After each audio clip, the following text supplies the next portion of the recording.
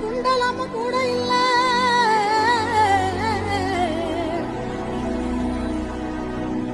வால் தூக்கி நின்னா பாரு வந்து சண்டை போட்ட எவனும் இல்ல. வால் தூக்கி நின்னா பாரு வந்து சண்டை போட்ட எவனும் இல்ல.